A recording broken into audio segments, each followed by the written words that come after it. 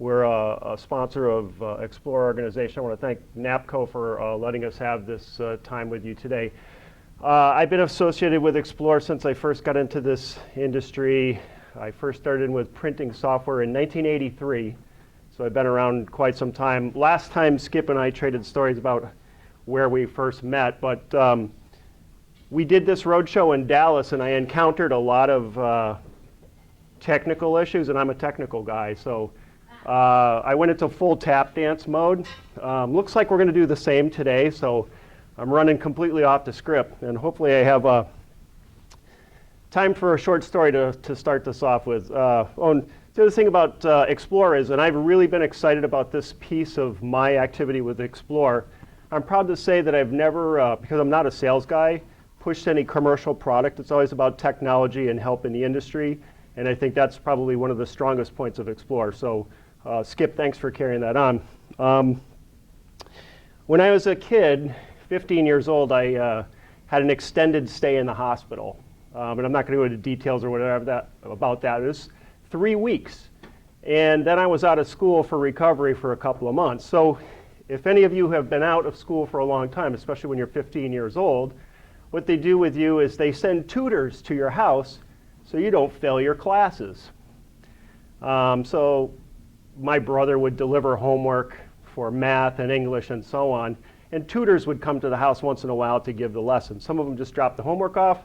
Some of them sat in the house. Like I had a math tutor come in and she wanted to spend 3 hours because I think she had nothing else to do. And you know, I wasn't really a math fan at the time. Anyway, so I managed to pass all classes except one. And the one I failed, and I'm talking failed like the big F on your report card, was biology. And when you think about it, it's pretty difficult to do a tutor session with a sick kid about biology. So I failed it. And of course, as a result, I had to go to summer school. How many in the room ever gone to summer school? As a requirement, not as for fun, because I know some people go for fun. I was required. And I was pretty excited because I came out of summer school and I had landed a B in biology. And I'm like, all right, I went from failing this thing because I was sick to a B.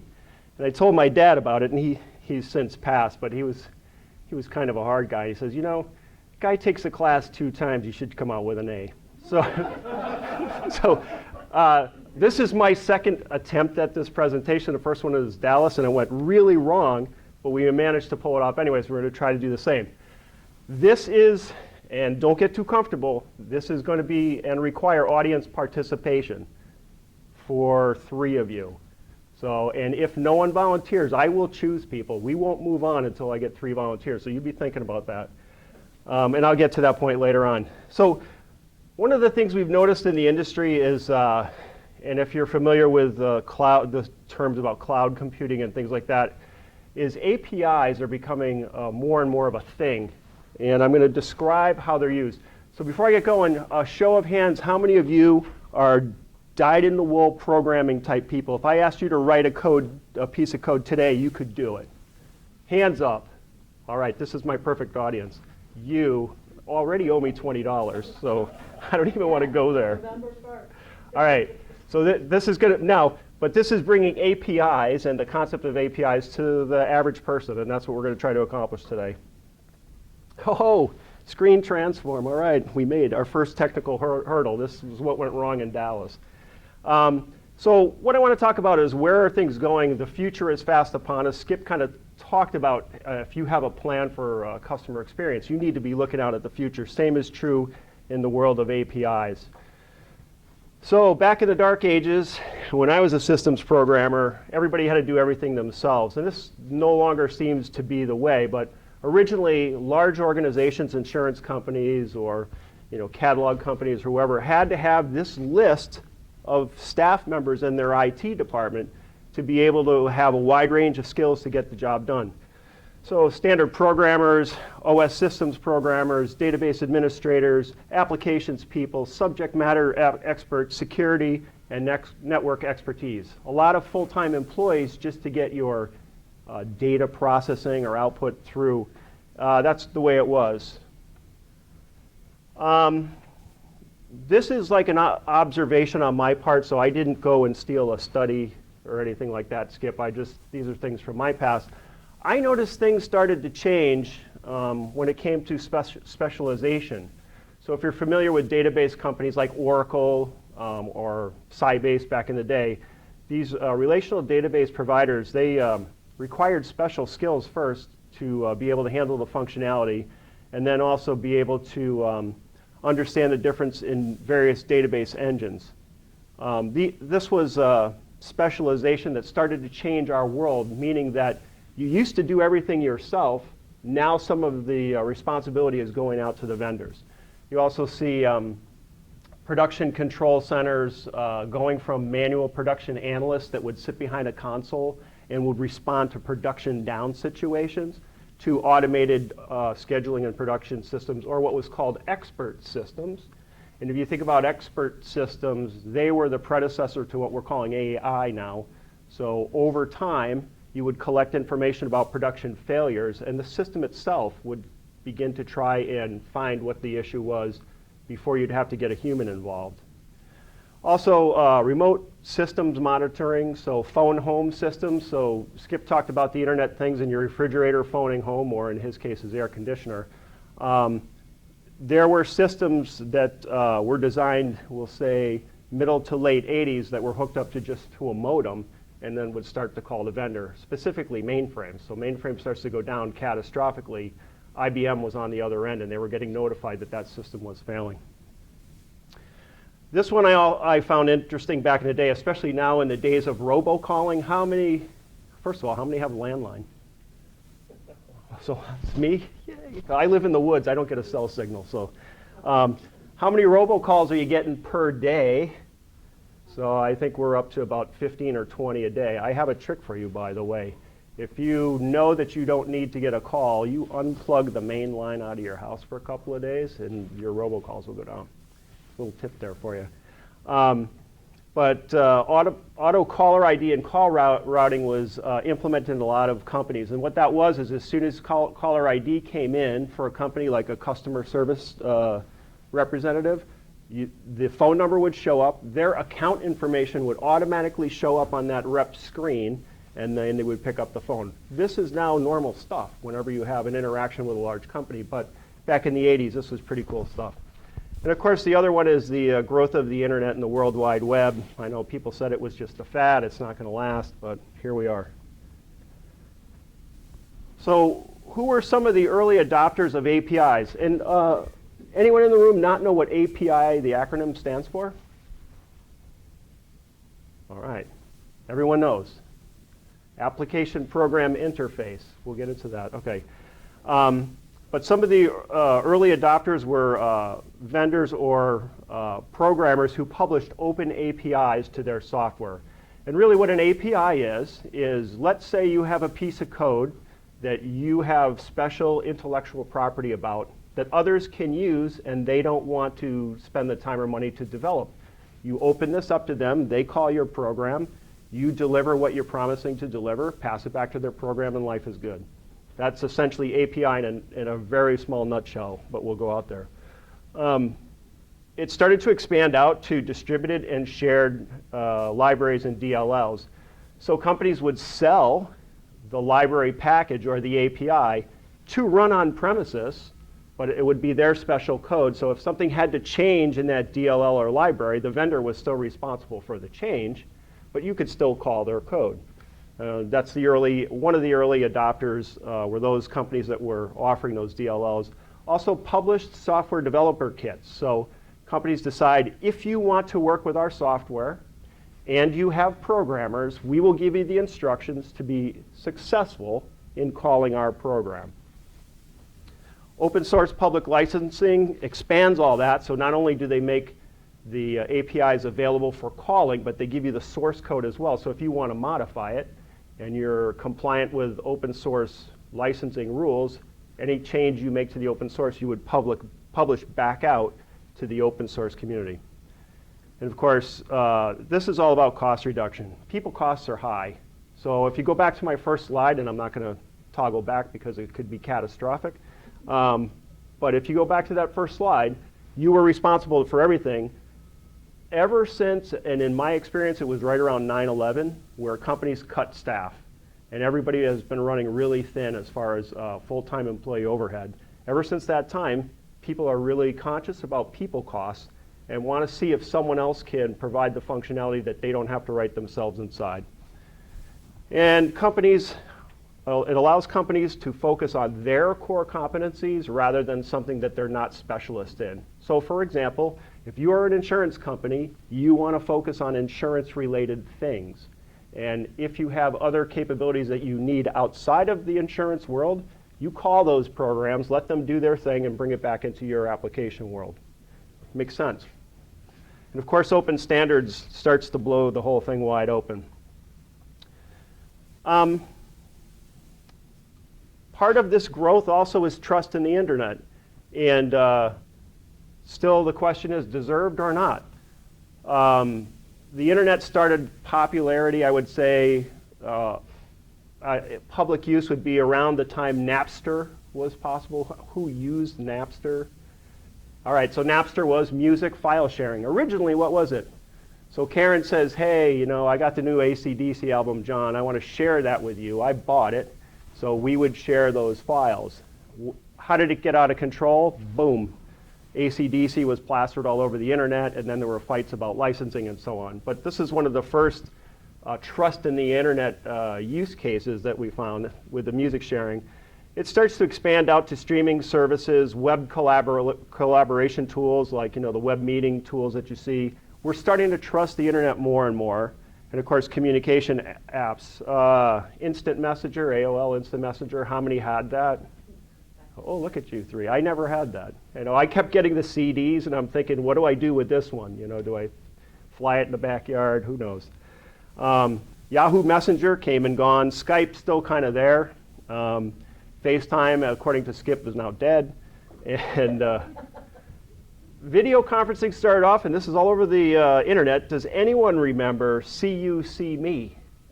Anyone know what See You, See Me was? So MIT, smart guys that they are, invented this video conferencing system, but the internet wasn't fast enough, so you had to buy an ISDN line from the phone company to get full motion video. Of course, now it's a commonplace thing, and we have 5-year-olds talking with grandma over the video, and they don't even know how all this works.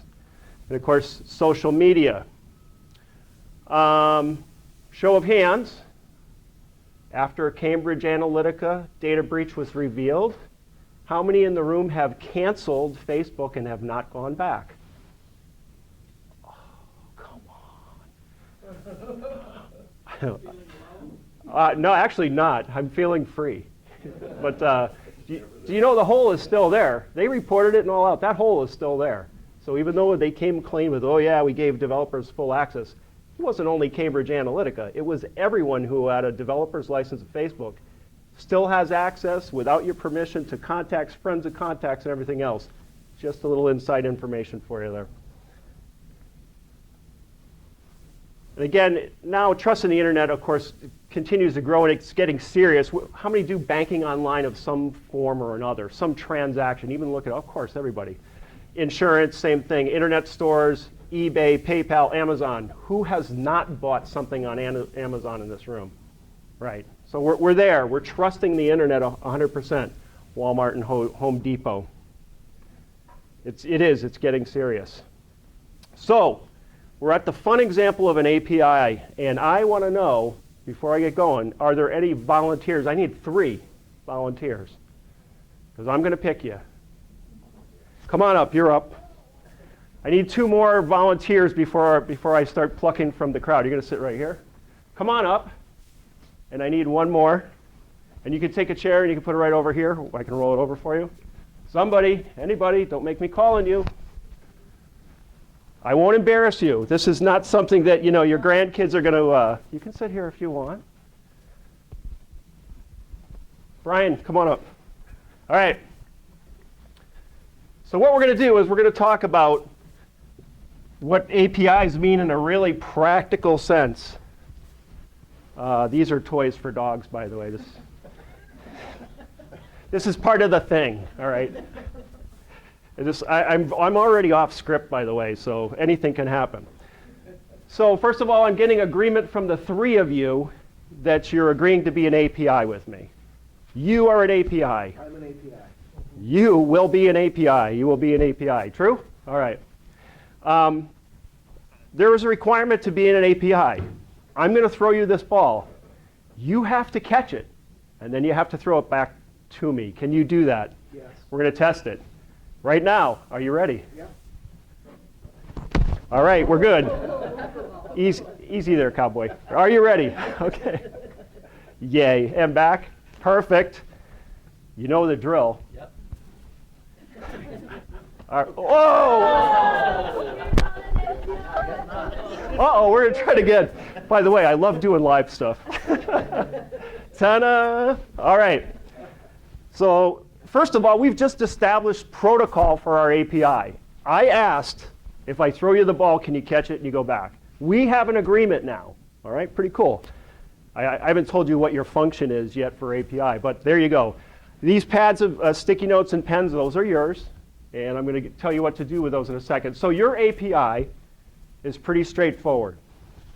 I'm going to send you information inside the ball. You're going to catch it. Hold that. Your function is add two numbers. I put two numbers on the paper, put it inside the ball, throw the ball to you, you catch it, you take the paper out, look at it, add two numbers, put the answer on the same piece of paper and throw it back. And keep track of how many times I do this. Can you do this? No. So that's our agreement. I ain't paying for your API if I can try. I need to know if you can add two numbers accurately. I can do that. And you can return the ball. What have I just done? I've just created an agreement between my API vendor that he's going to add two numbers. I'm going to send it to him in a ball. He's going to catch it, going to add it, send it back. Oh, wait till you see what you guys got to do. Yeah, you did. Well, you know, I didn't want to embarrass you on your first day out. Ready? And the whole catching it is part of it. You might want to put the pen down. All right. Now, is there a time limit on this? As a customer, when do I start my patience wear out with him? Well, one, if it takes too long, right? If he gets the answer wrong, if he doesn't throw it back to me, we could have a problem with me and my API provider, right? So here he goes.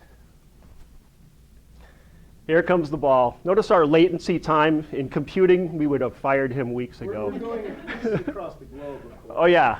It's the old internet. So I sent him. Oh, there's one other thing I forgot to tell you, but I'll bring it up on the next one.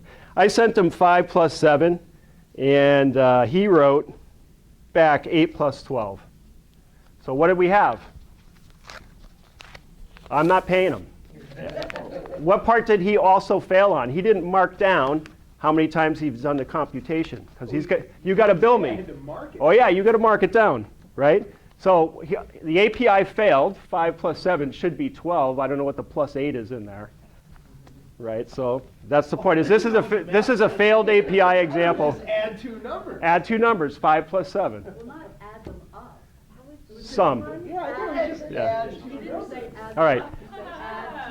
All right. I So. think there's something wrong So the protocol's broken. All right. I will take a little bit of a responsibility. All right. Are you ready?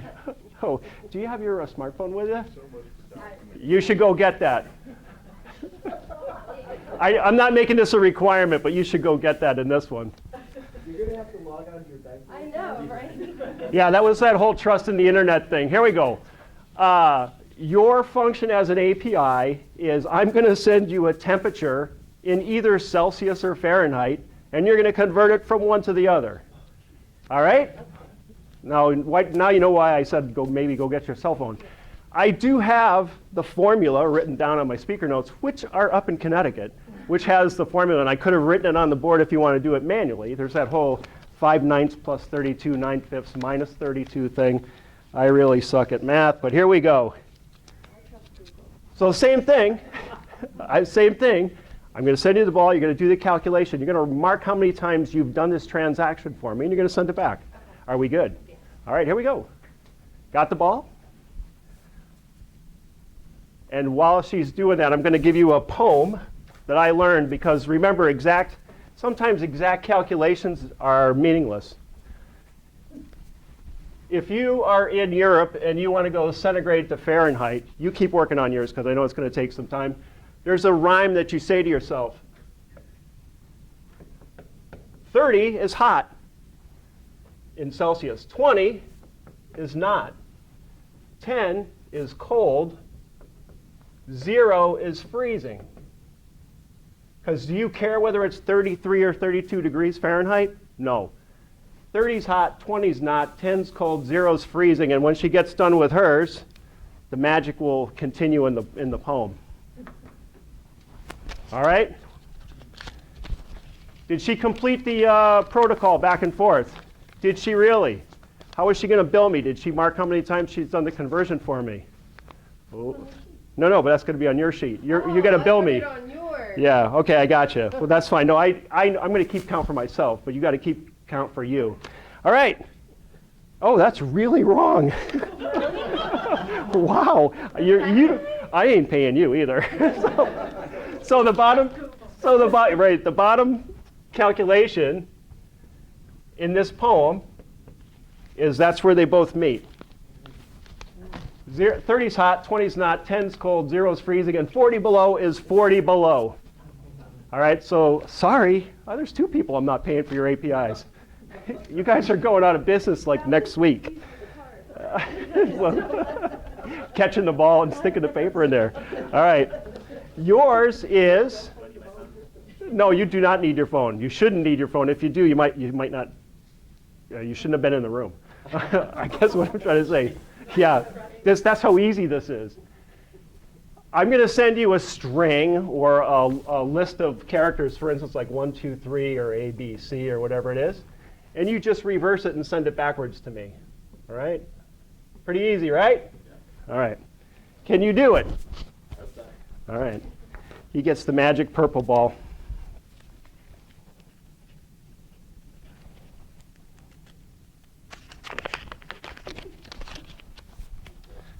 It's a secret. Are you ready? Yeah. You gonna catch it this time? I hope so. All right.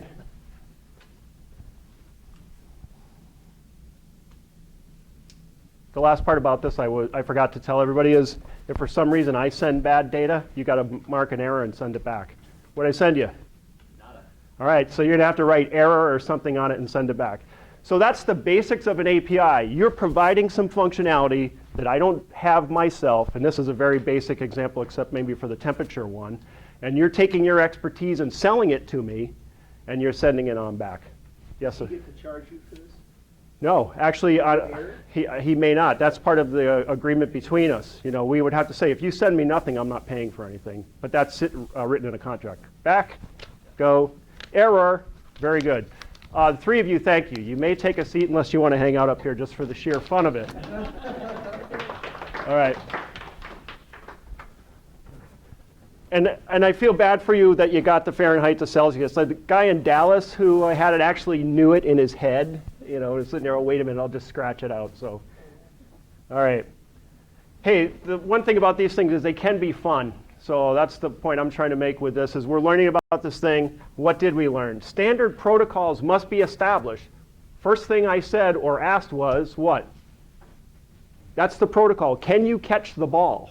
We're creating agreement between the provider and the requester that if I give you something, you'll send it back. And with encryption and security and all that stuff, it should all be inside the ball. So that transaction is only between you and me and not the rest of the world. Isn't that right, Google, Facebook, and everybody else sharing your data? It should be a contract to be private. APIs must return what's expected. Apologies to Brian. I should have said, yes, I would like the sum of 2 numbers, please. And perhaps I should have been more specific on my API request. So good on you for tearing me down like that. Very good. APIs must also be able to handle garbage with an error. So you got nothing. What were you expecting, though? I wrote it out there and said, oh, man. And you're going, easy peasy. All I got to do is catch the ball and send it back. No, not so much. Accounting happens with the API provider. So writing down how many times you do the transaction, that is your responsibility as a provider. Why would I do it as a requester? Because I want to make sure when I do my accounting and I get charged, that I pay for what I use and not get overcharged. That's a really important piece of this. When you're writing your own applications, it is your responsibility to keep track of how many times you ask somebody for something and you receive value back. So that makes sense. And what else did we learn? Anyone? Other than, everybody got a little nervous with the ball, I think. But Sometimes APIs fail. sometimes APIs fail, and then you also have to code robust recovery or error handling for that. And by the way, on the internet, failure happens quite a bit. There are things like network outages. You will get, service not found 503 error. And as the user on the end, you go, what's a 503? I don't know this. All I know is I asked something for an API, I got nothing back. So part of that is understanding, what the error might be. Anything else we learned along the way? Yes?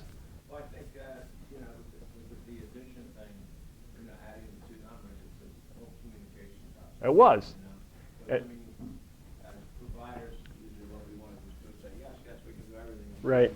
Somebody asks questions, but there should have been some communication before you even through the process. And in the real world, when they publish APIs, before you even use or consume the API, they publish a list of specs, what you're required to send over. Like you need to have a private key that we've generated for each other for security.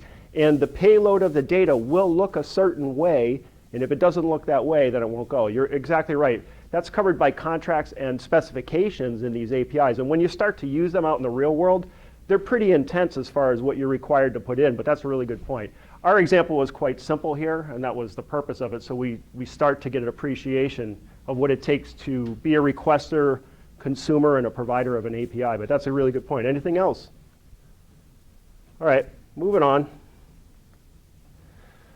So the API economy, we believe at Compart that we're starting to see this take off. And you cannot see this unless you got the Superman X-ray vision.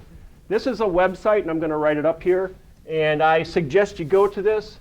And this is called rapidapi.com.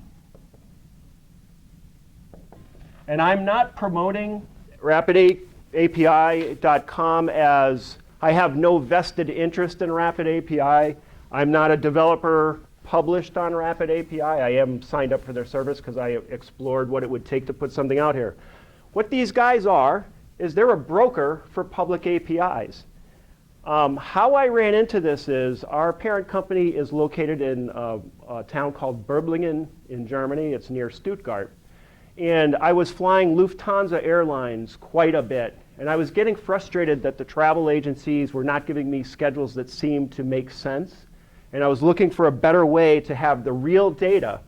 And what I found out on RapidAPI is Lufthansa Airlines publishes APIs for people to consume. They're saying they are making available to you, the average person, some of their data. Now, where does Lufthansa make their money? 50% is in passenger travel. They are a huge cargo and logistics company. 50% is in logistics. The reason that they're offering their API is because they want more people to use their cargo services. So they provide the size of the plane, how many cargo units will fit in there, what are all their main distribution points and routes and those type of things. It's a very cool thing. So if you get a chance, you can go to RapidAPI and look up some of these things. I also, you don't have to go to a broker. There are government agencies that will give you your data directly. So the United States Geological Survey is the part of the government that tracks earthquakes.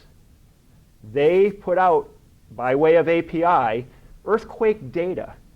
Every day, there's earthquake data out there that you can go and look up. You give them your latitude and longitude, and they'll tell you the earthquake that was closest to your house. And I ran this as an example many years ago. And people, especially in Illinois, were quite surprised at how active southern Illinois is. Now, when you look at earthquake data today, the new shocker is Oklahoma, because these are man-made from fracking. Now, I'm not going to go into an environmental issue, but there's raw data here that says, 20 years ago, no earthquakes in Oklahoma. Fracking, now there's a lot of earthquakes in Oklahoma. So interesting stuff.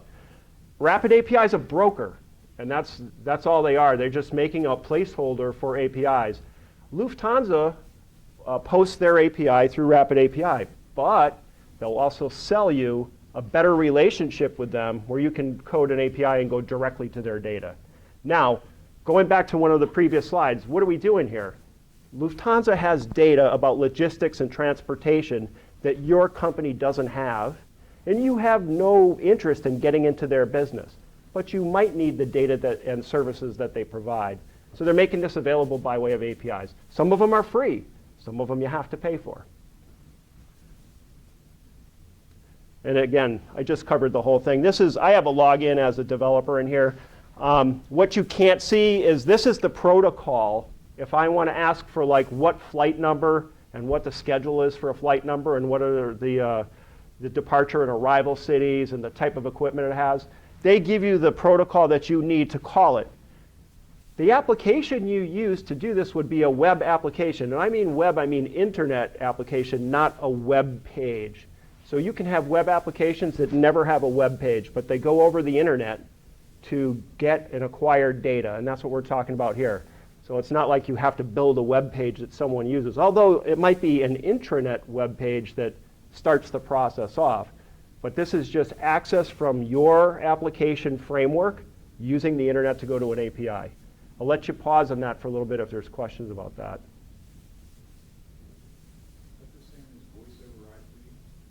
No, so voice over IP is technology where they take, now we're going to get deep down into it, they take packets, internet packets, and they put voice data inside of those packets. That's a little bit different. It doesn't use an API. That's actually a direct point-to-point communication over the internet. API is kind of like a promise. Remember when I threw Brian the numbers, right? There's this latency between when I throw the ball, he catches the ball, and he does the calculation and sends it back. There's a latency there that's not there in voice over IP. Voice over IP is I called you, the stream's going. How do they find it? Well, so it's actually by IP address. So the magic of the internet is everything's tied to an IP. And that's the key to this. Same thing with my API. You have to give me a URL like you would type in your browser. That's my internet. It ultimately resolves down to an IP address. And that's the promise we have to send things back and forth. That's a good question, because that's a continuous, like a streaming type of thing, is not an API. That's a point-to-point communication. So that's a very good question. And again, on this slide, Lufthansa offers base information about their flight schedules and things like that for free, but if you want more, it's for pay. So the question might be, as a company, if I need those services, do I go through a third-party broker like Rapid API? Or do I just call up Lufthansa and say, hey, I need some API data. Let me register with you as a consumer of your API. You might want to do that. So who pays Rapid API? So Rapid API gets a piece of the pie, as you can imagine in business. And that's a good question as well, too. Let's say Karen, and she's identified with a K here for simplicity. Karen wants to use Rapid API to call a Compart barcode routine over here, right? So Karen finds us on Rapid API. Her application makes a call to Rapid API. Rapid API makes a call to us, Compart barcode, who returns the barcode information back to Rapid API and back to Karen. Rapid API charges Compart for each API call. Remember our little tick mark on our piece of sticky note to say I have to get paid for this stuff. Compart then charges the end customer by way of the API so that they get paid, and Rapid gets a percentage of that. They're a broker. It's just like someone who sells your house. For sale by owner, you're your own realtor, you're not paying anyone. You're paying a broker to sell your house, they get a percentage. Same thing. Yes? So what's the difference between using and paying for an API and using, I forget what the word is, but common software that's available on the internet? Open source. Open source? Yep. Yeah, so open source, so are there any, like, is there anything that frames those two as why you would use one over the other? Yeah, and that's exactly right. So in my first slides, when you have a staff of programmers who can code and perhaps make modifications to that open source code, you might want to do that, and that's okay. These are choices you make as your business. Where do I invest? Do I have to hire 2 full-time programmers to work with this open source stuff to make it work for me? Or these guys who provide the API and do a click charge, why don't I just call them and get it back? It's going to be lower price, and I pay for only what I use. So remember, with a full-time employee, you're paying for bathroom breaks, lunchtime, socialization, distractions, company meetings, and everything else that goes into it. That's a big investment. API is, I need that barcode, I'll pay one at a time. It's pay as you go. So it's the same thing with like a cell phone, pay as you go type of plan. And that's only when someone has capabilities that you don't have. So I take it most companies don't have the same data as the US Geological Survey about earthquakes. Most of you don't, but you might need it if you're an insurance company. Someone has a house or an investment in an area that's prone to earthquakes, their rates are going to be higher than someone who's not. That's good information to have. And it's free from the US government. Why wouldn't you write an API to that stuff to bring it in so that you can make smart judgments about your business? That's the reason why you wouldn't do that. But if you had expertise in-house, programmers, and you wanted to go get the open source stuff and maintain it yourself, people do that. It goes both ways. And how come you're giving me all the good questions? That's your job. All right. So, and this is the only shameless plug I'll do for Compart besides the Karen thing up here. So we started to experiment with this. So Compart on Rapid API has put out a barcode converter. If I was on the internet, I'd show you that. But we have a free part of this where, look, everybody can make barcodes here and there. So we let you list the kind of barcodes we have, and you can send it a string of data. We convert it for you, and we give it back as a ping image file, and then you can go and use it in your application. That's free from us. We have a pay plan as well for some of our other barcodes and working that into your application. So we learned about this probably about 9 months ago. We started to play around with it and said, okay, now let's see if we can try this and see how it works, just so that we get a feel for this new API economy, which the world is moving to. And that's the big point about all this is, as companies reduce their staff, they will tend to invest more in proven technologies, but your addition has to be spot on. And the communication has to be rock solid. All right, all right. John, is it anything other than data coming through the API vehicle? Could software or other tools be delivered in this manner, or is it just data? Well, at this point, it's usually data and functionality. So what did I ask you for? I actually asked you for data, but I will ask you for functionality. When you think about it, complex mathematical algorithms that most people don't have staff for are available as APIs. So say, hey, do you need this type of calculation? Yes, send me this, it comes back. It's no different than your calculator when you think about it. You may know what goes on behind the scenes if you're trying to do some trigonometry or something like that, but ultimately, it has to do with understanding the function and getting the data returned. So not so much like a software package. And in this case, this was the Compart barcode generator. I did a QR code. The text says www.explore.org. If you scan this with your phone, it would actually be explore.org. You can try that when you download the presentation, which I know you'll all do. And again, this slide was provided in case of no internet. So in the Dallas presentation, I was trying to do this live and burned miserably. That's when the tap dancing and stuff started. It was great. So here we are, so many APIs and so little time. And so here's a short list. I put some of these up there. This just expands day by day. So there's so much out there, it's unbelievable. And when you go to a place like Rapid API, you'll see all these vendors providing direct API sites. So it's one of those things, if you've got nothing to do, And if you're kind of nerdly like I am, you go and hang out at Rapid API and look at what data you can get, you know, because that's kind of nerdy, yeah.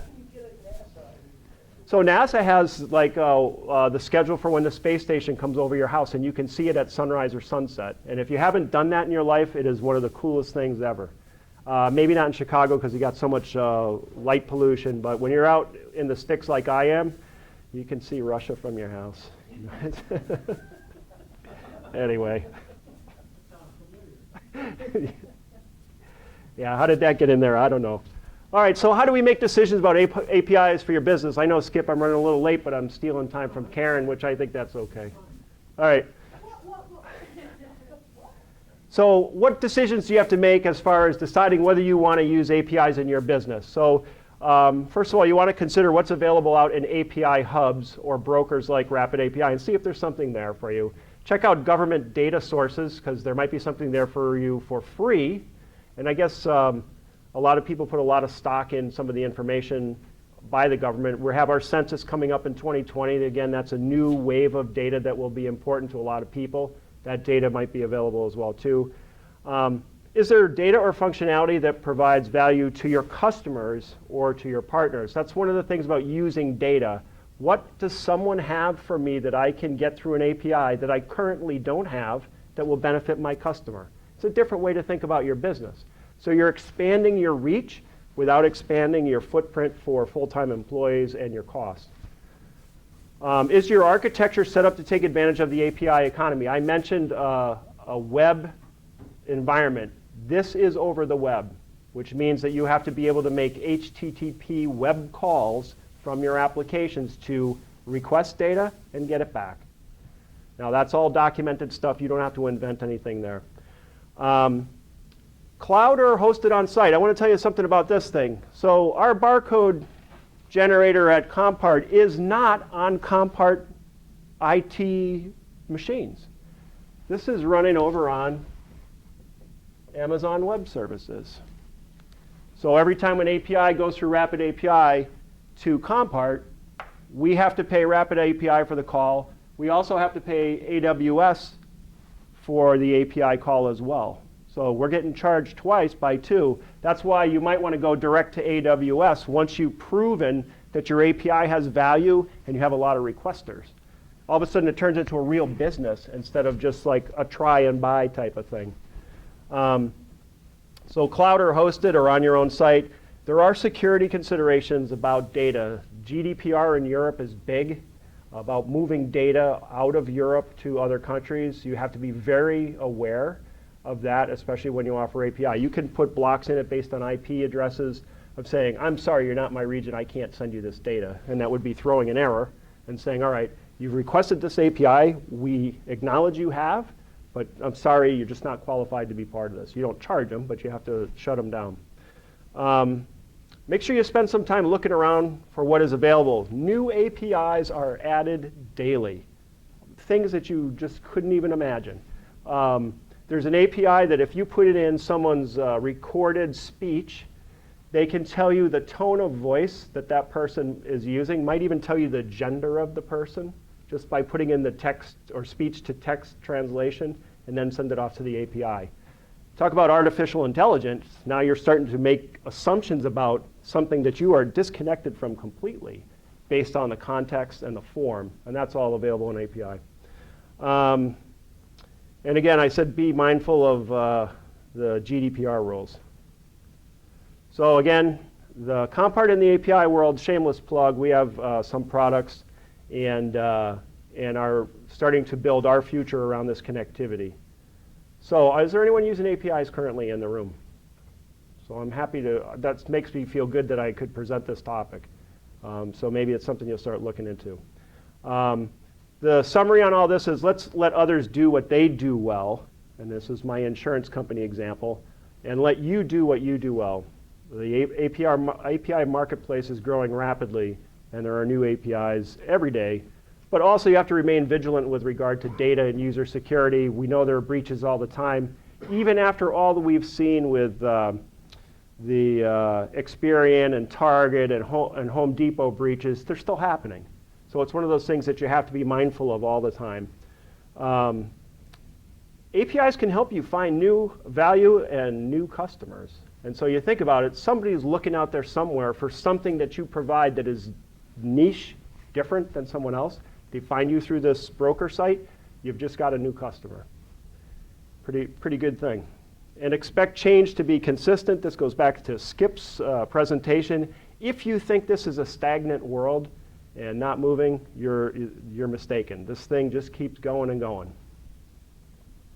And there we are at the end. Questions, examples, points of discussion, raw produce to throw at me. Yes? Oh wait, this is your first question, right? Okay. So,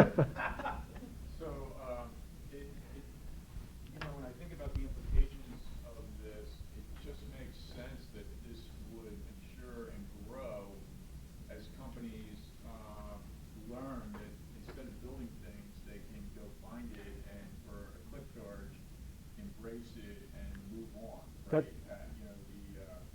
I'm just wondering, what's your opinion of how this would shape, I'm not talking large companies because they're always going to have a ton of staff to do what they do really well, right? But like for a mid-sized company, like I'm wondering how you foresee the future of engineers on staff versus some expert that can navigate these. Right. So, and I think that we're going to see more. I'm going to say entry level.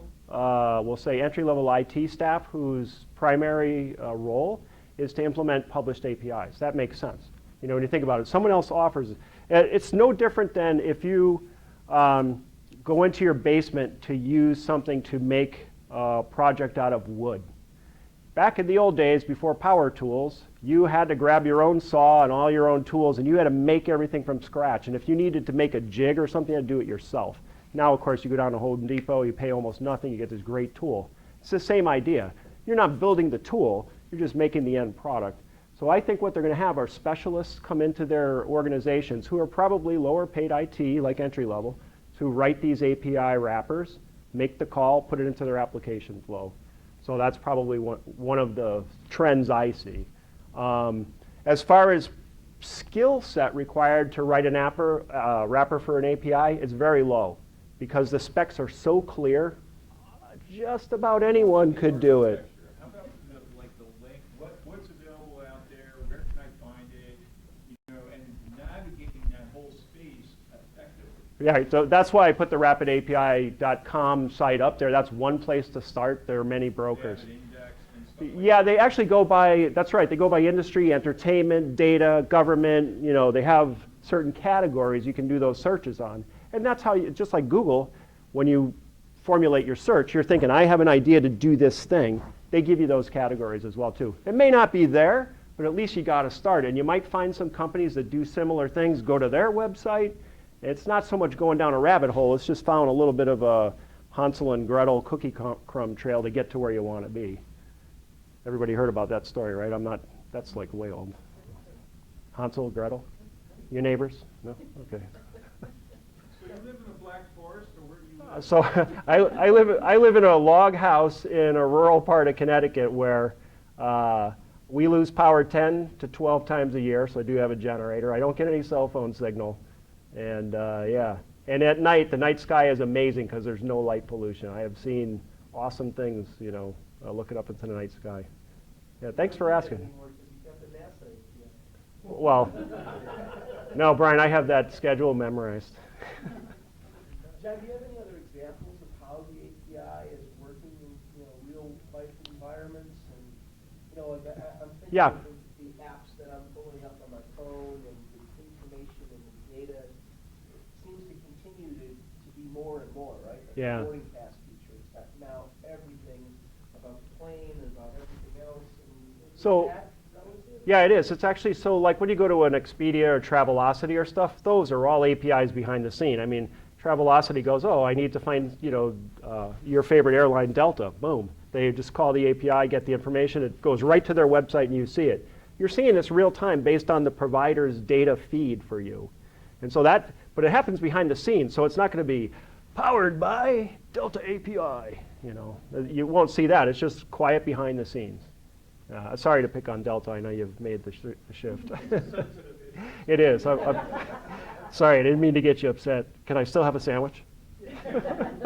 So when you go to, say, Travelocity, and they're comparing 5 or 6 different hotels, they're going to the 5 or 6 APIs. They are, and they're getting those feeds. That's right. And Directly from the hotel. yes, or another broker. So remember, you don't know who's going where behind the scenes, but they're getting that data, and they're also now. What's the other one? Trivago is promising you, oh, we don't care about all those other guys.